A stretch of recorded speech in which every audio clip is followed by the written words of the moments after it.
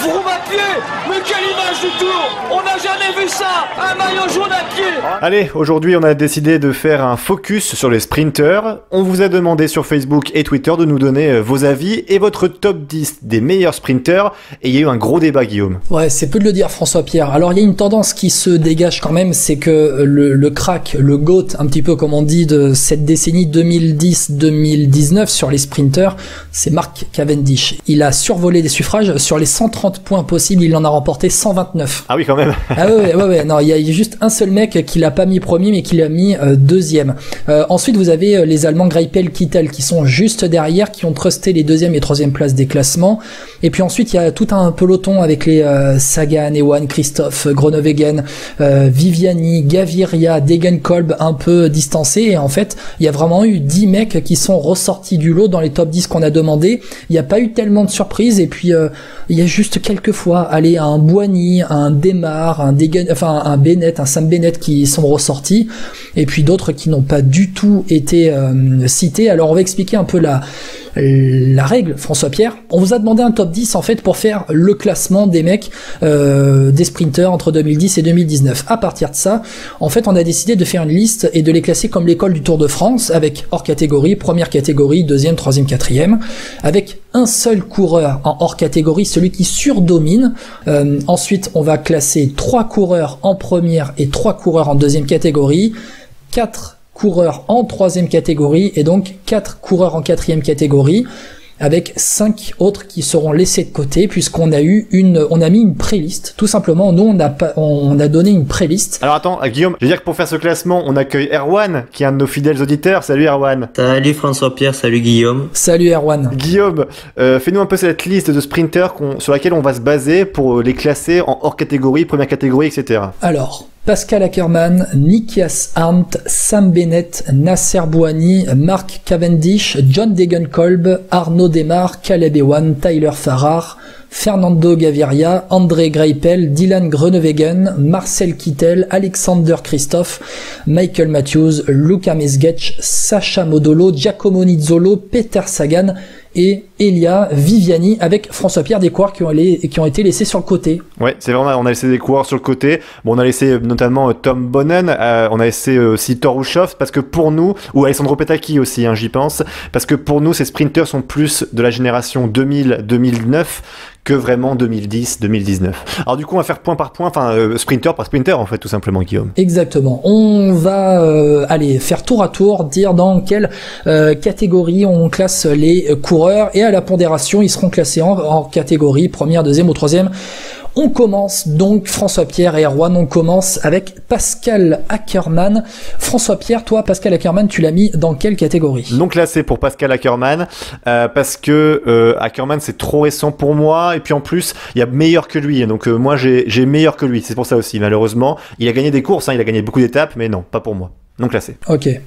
Erwan, toi, tu l'as mis en quelle catégorie ? Alors moi, je l'ai mis en 4e catégorie, mais je suis je suis le même avis que François-Pierre, mais je l'ai mis en 4e catégorie quand même. Et toi, Guillaume ? Pour ma part, moi, Pascal Ackermann, j'ai mis en bas de 4e catégorie pour la même raison, parce que c'est encore trop récent, mais pour moi, allez, entre 2020 et 2029, ce sera parmi les cracks. Et le public, les auditeurs de Vélo Podcast ont mis Pascal Ackermann en 4e catégorie aussi.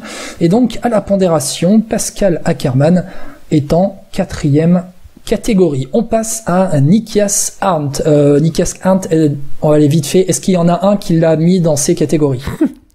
Non, pas du tout. Il est aussi avec Ackermann, ils transportent les bidons là dans la voiture. Ok, Erwan, tu l'as pas mis ? Non, Nikias Arndt, je pense que ça serait un peu un coureur comme Jakobsen. Je pense qu'il pourra réussir, mais bon, pour le moment, c'est beaucoup trop tôt, quoi. Ouais, bon, allez, Nikias Arndt, on passe sur Nikias Arndt, il est pas classé, moi-même, je l'ai pas classé, et aucun de nos auditeurs ne l'avait mis dans son top 10, donc Nikias Arndt non classé. Comme ça, c'est fait. Sam Bennett, on y va. Erwan, Sam Bennett. Alors moi, Sam Bennett, je ne l'ai pas mis. J'ai hésité à mettre Ackermann ou Sam Bennett, j'ai sorti Bennett. J'ai préféré Ackermann parce que je trouvais qu'il avait gagné un peu plus de courses. Plus grosse pointe de vitesse. Ouais. Alors François-Pierre, avant de dire, je vais dire mon avis, j'ai exactement le même argument que Erwan. J'ai préféré Ackermann à Bennett en bas de la 4e catégorie parce que Bennett, il faut qu'il y ait un poil d'écrémage dans le peloton pour que Bennett impose sa pointe de vitesse face aux autres grosses cuisses. François-Pierre, à toi, Sam Bennett. Sam Bennett, moi je l'ai mis en 4e catégorie. Une raison purement chauvine, pardon. Et il était stagiaire à la FDJ, je sais pas si vous le saviez. Moi je l'ai appris là, donc ça me plaisait bien. Et d'autre part, plus sérieusement, en sprint, c'est un mec très très bon, je trouve, qui est sous-estimé. Il a remporté quand même 5 étapes, 3 étapes sur le Tour d'Italie, 2 sur le Tour d'Espagne. Pour moi, il est vraiment sous-estimé et il mérite amplement d'être dans la 4e catégorie aujourd'hui. Et le public a mis Sam Bennett en 3e catégorie, hop, tout en bas de la 3e catégorie, et à la pondération, eh bien Sam Bennett, il n'est pas classé. Peut-être que pour on est deux à ne pas l'avoir classé. Peut-être qu'à la fin, pour équilibrer les forces, on devra mettre Sam Bennett en 4e catégorie. On passe. Attention, un cas épineux, Nasser Bouhanni. Erwan, à toi. Moi, Nasser Bouhanni, je l'ai mis en 4e catégorie. Bon, après, c'est un Français, voilà. Mais le problème, c'est que Nasser Bouhanni, j'ai hésité, pareil avec Bennett.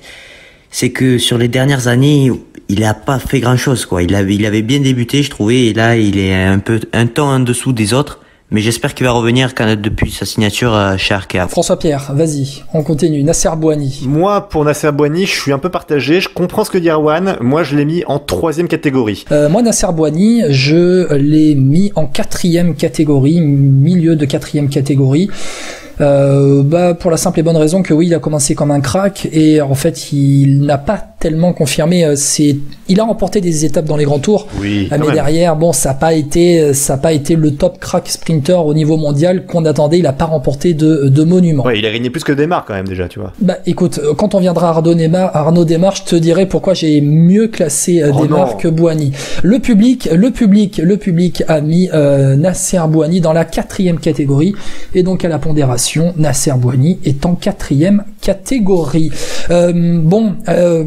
Encore un sur lequel il y aura pas trop de débat, c'est Mark Cavendish. Tout le monde l'a mis hors catégorie, Mark Cavendish. Oui. Mark Cavendish, c'est l'animal quand même là. Il a tout gagné, il a tout fait. Ouais. Qu'est-ce que tu veux faire Tu regardes son palmarès, c'est tout. Il gagne 30 étapes sur le Tour de France. Ouais. Il gagne, je crois, 15 sur le Tour d'Italie. Enfin, c'est sur la Vuelta aussi. Enfin, c'est incroyable. Allez, pas de débat sur Mark Cavendish. Erwan non plus. Non. Rien à dire. Ok. Allez, et le public l'a mis largement hors catégorie. Donc Mark Cavendish sera en hors catégorie et je pense que c'est bien mérité. On passe à John Degenkolb. Alors il y aura peut-être un peu de débat sur John Degenkolb parce qu'il y a deux John Degenkolb un peu. Il y a le John Degenkolb des sprints et le John Degenkolb des classiques. François-Pierre, on commence par toi, vas-y. Moi je l'ai mis en 4e catégorie parce que c'est un très bon sprinter mais qui ne sait pas faire face à la concurrence. Il remporte des étapes souvent quand il y en a moins, notamment sur le Tour d'Espagne, parce qu'il y a moins de sprinters. Donc après, c'est un très bon coureur de classique. Hein. Je n'occulte pas ça, mais en sprint pur, mais là on parle bien des sprinters entre 2010 exactement. Et 2019. Du coup, 4e catégorie. Erwan. Moi, je l'ai mis en 2e catégorie parce que je trouve vraiment que c'est un sprinter qui est très régulier. Et je pense qu'il fait beaucoup de bonnes choses sur son vélo, quoi. 2e catégorie pour toi, Erwan. Pour ma part, j'ai mis John Degenkolb en 2e catégorie aussi parce qu'en fait, lorsqu'il a commencé dans sa carrière, il m'a vraiment impressionné. Sa pointe de vitesse m'a impressionné. Et puis c'était un peu la mode des sprinters allemands aussi avec Greipel et Kittel, les sprinters allemands qui dominaient vraiment le cyclisme. Et j'ai cette image de Degenkolb avec une énorme pointe de vitesse au début de sa carrière. Peut-être pointe de vitesse qui s'est un peu estompée, qui a un peu baissé au fur et à mesure de sa carrière lorsqu'il a développé son endurance pour les classiques. Mais pour moi, 2e catégorie et le public a mis John Degenkolb en 3e catégorie. Alors à la pondération, qu'est-ce qu'on va mettre? Il y a 2e, 3e, 4e catégorie. À la pondération, il est en 2e catégorie John Degenkolb. Peut-être qu'on le baissera s'il y a trop de monde en 2e catégorie. Ensuite, allez, le cas d'Arnaud Démar. Messieurs, François-Pierre, c'est toi qui commence. Arnaud Démar. Non merci. Non classé, non merci. Ok, bon, on te demande pas trop pourquoi? C'est plus un coureur de classique pour toi? En fait, le problème c'est qu'il est entre tout, entre le sprint, entre la classique. On sait pas. Il a gagné Milan-San Remo, ok. Il a gagné quelques étapes, ok. Mais moi, je trouve qu'il me déçoit beaucoup sur le sprint. C'est pas la référence qu'il aurait dû être. Je pense. Bon, Erwan, Arnaud Démar. Moi, je l'ai mis en 2e catégorie parce que contrairement à Bouhanni, il a peut-être pas débuté comme Bouhanni, mais il finit mieux que Bouhanni, j'ai trouvé, dans cette décennie. Ok, pour ma part, j'ai mis Arnaud Démare en 3e catégorie.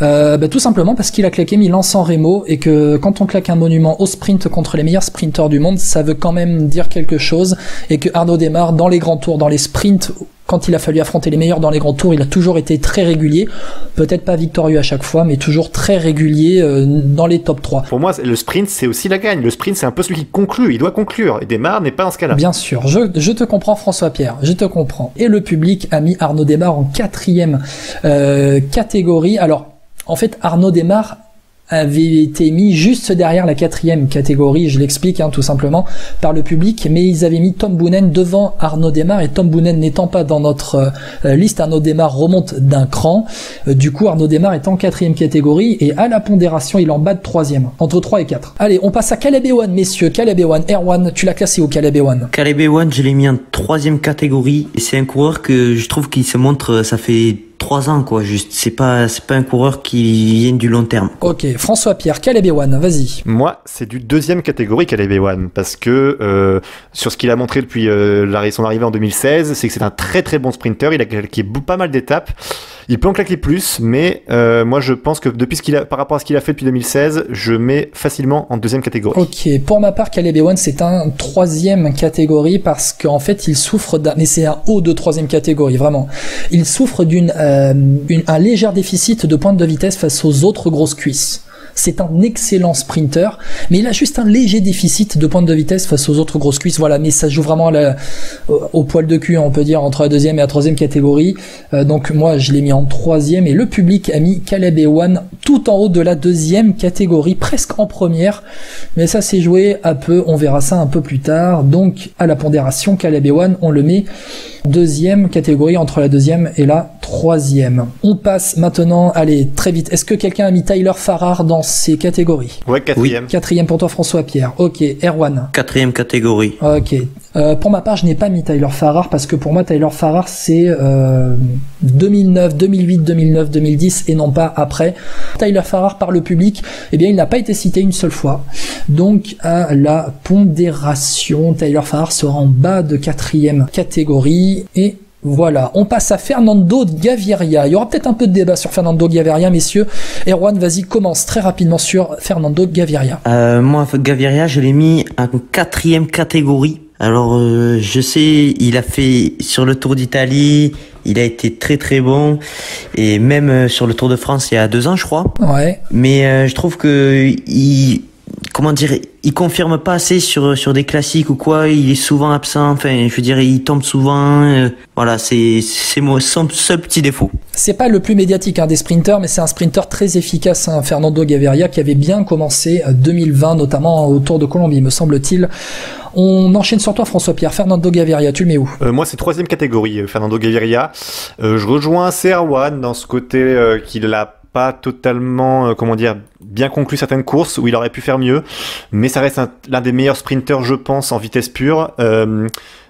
Moi, je me rappelle de lui surtout sur le Giro, où il remporte pas mal d'étapes une année, et non, vraiment... Avec le maillot de la Quick Step. Exactement, et Gaviria, non, vraiment, en vitesse pure, c'est très très fort, et c'est justement un des gars, quand il est en forme, il conclut très bien, souvent il gagne, il fait peu de places d'honneur, mais il gagne beaucoup, donc ça me plaît, mais voilà, pour moi, ça vaut pas la première catégorie quand même. Ok, je vais avoir les mêmes arguments que toi, François-Pierre, je vais passer très rapidement sur Fernando Gaviria, qui pour moi aussi est en 3e catégorie. Pour le public, Fernando Gaviria est aussi en 3e catégorie, donc très logiquement, Gaviria est en 3e catégorie à la pondération. André Greipel, messieurs, André Greipel.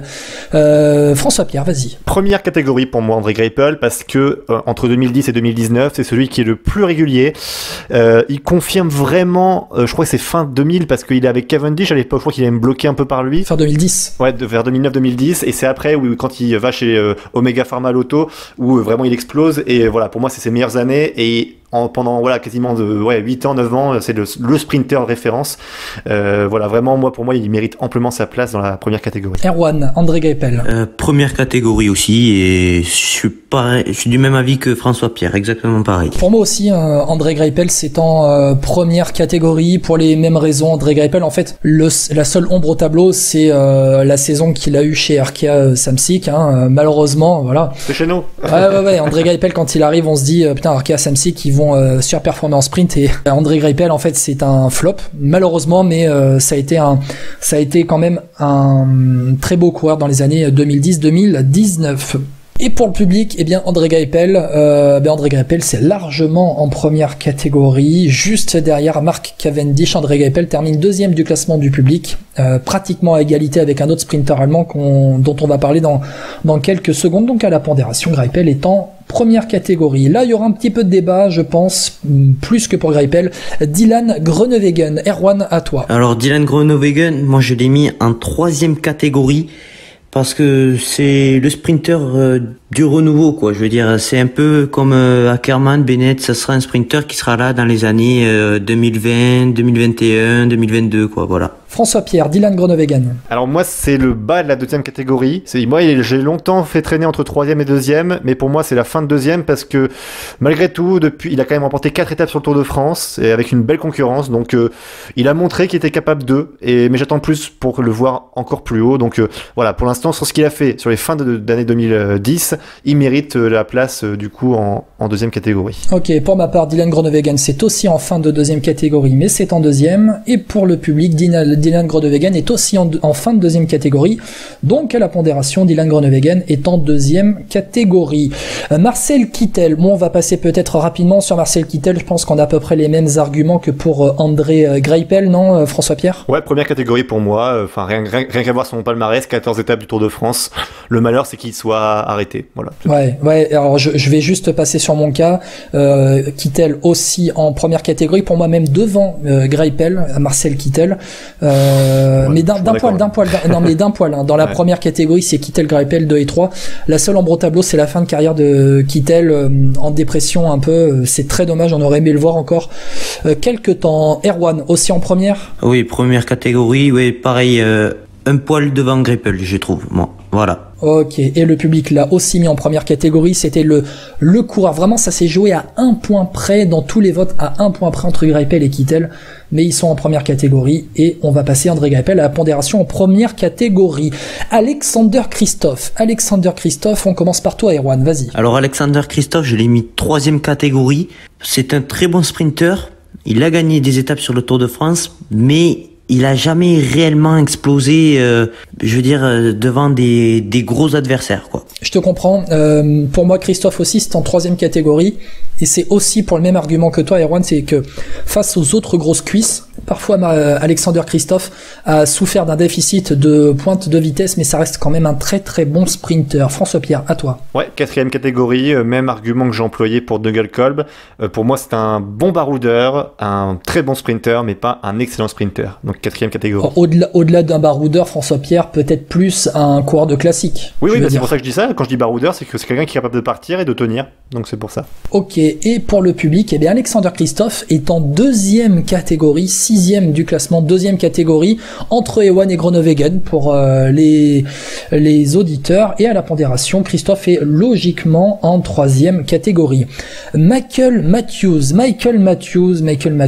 François Pierre, pour toi, il est en quelle catégorie? Alors Matthews, je suis un peu embêté, parce que si on parle de sprint, pour moi, Matthews, c'est compliqué de le mettre dedans, et moi je le mettrais presque dans... Je le classe pas. C'est-à-dire que je le classe pas dans les sprinters. Voilà, tout simplement.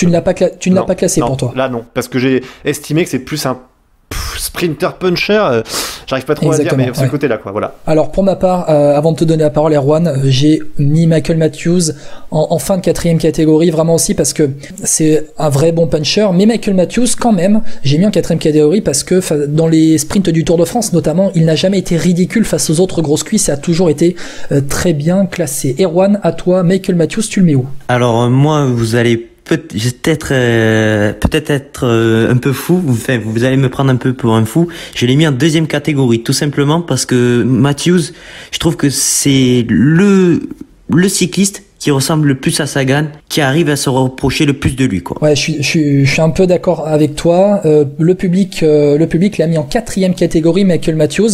Je pense qu'en fait c'est un Sagan avec un peu moins de pointe de vitesse. C'est un peu pour ça qu'il y a un débat sur Michael Matthews.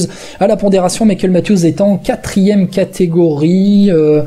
Ça va s'équilibrer, hein, pour l'instant dans les catégories. On devrait peut-être pas avoir de mal à mettre les coureurs dans telle ou telle catégorie. On enchaîne avec Luka Mesgetch. Alors, tout simplement, est-ce qu'il y en a un qui a mis Luka Mesgetch dans ces catégories? Erwan, tu l'as mis? Non.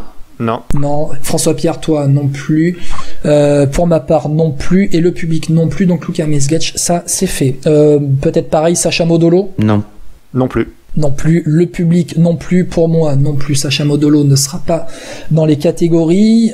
Giacomo Nizzolo, est-ce qu'il y en a un qui l'a mis dans ces catégories? Eh ben moi oui. Moi je l'ai mis en 4e.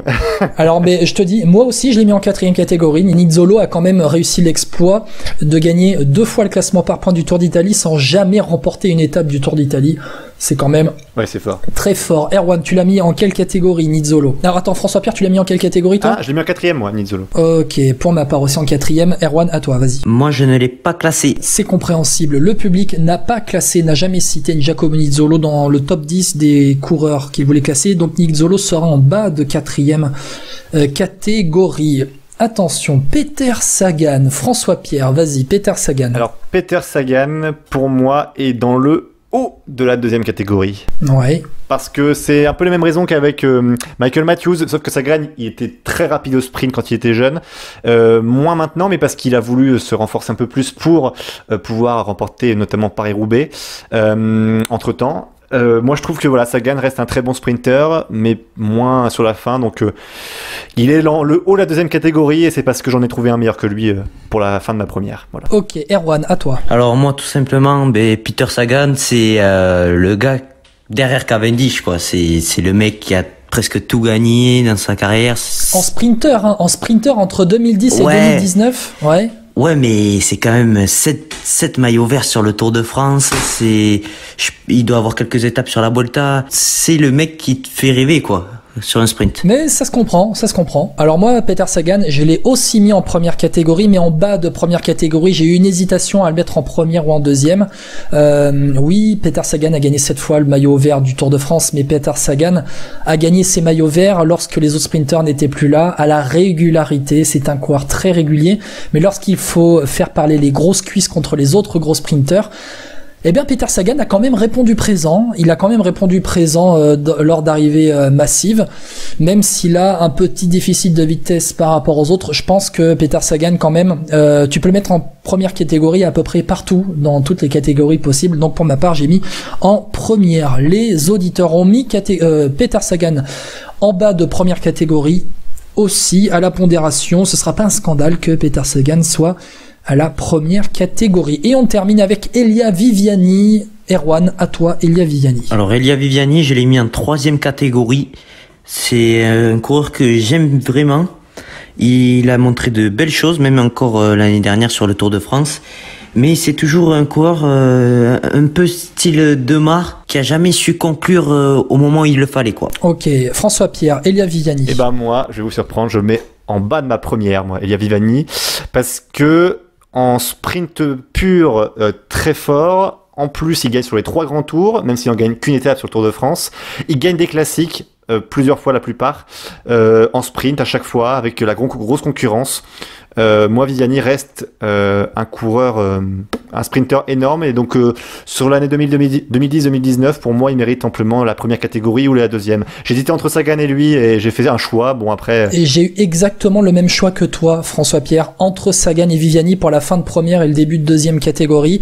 Mais j'ai plutôt mis Sagan en première et Viviani en 2e. Mais franchement, ça joue à très peu. Ouais, c'est ça. Je suis d'accord avec toi. Hein. Franchement, j'aurais pu faire l'inverse aussi, mais moi, c'est par rapport au classique, c'est que ça a joué au classique en sprint, en fait. Voilà, vraiment. Et le public l'a mis en haut de la 3e catégorie, Elia Viviani. Il est derrière Groenewegen, derrière Christophe, derrière Ewan. Peut-être que les résultats récents de Elia Viviani, l'année 2019 qu'il a connu, n'a pas parlé pour lui, alors qu'un Groenewegen est arrivé et a claqué des grosses courses. Donc voilà. À la pondération, Elia Viviani étant bas de deuxième catégorie quand même pour Elia Viviani. Bon, on fait le récap. Mark Cavendish, grand gagnant de ces sprinters des années 2010-2019, avec deux derrière en première catégorie, Greipel, Kittel et Sagan. Les voir arriver en tête d'un première catégorie, c'est quand même pas tous les jours. Merci Vélo Podcast. En deuxième catégorie, Degenkolb, Groenewegen et Viviani. En troisième catégorie, Caleb Ewan, Fernando Gaviria, Alexander Kristoff et Arnaud Démare. Et en quatrième catégorie, pour les sprinters de la décennie 2010-2019, nous avons Ackermann, Bouhanni, Matthews, Nizzolo et non classé Nikias Arndt, Sam Bennett à la pondération. Sam Bennett qui est même derrière Giacomo Nizzolo, pardon. Nous avons Tyler Farrar, nous avons Luka Mesgetch et puis Sacha Modolo.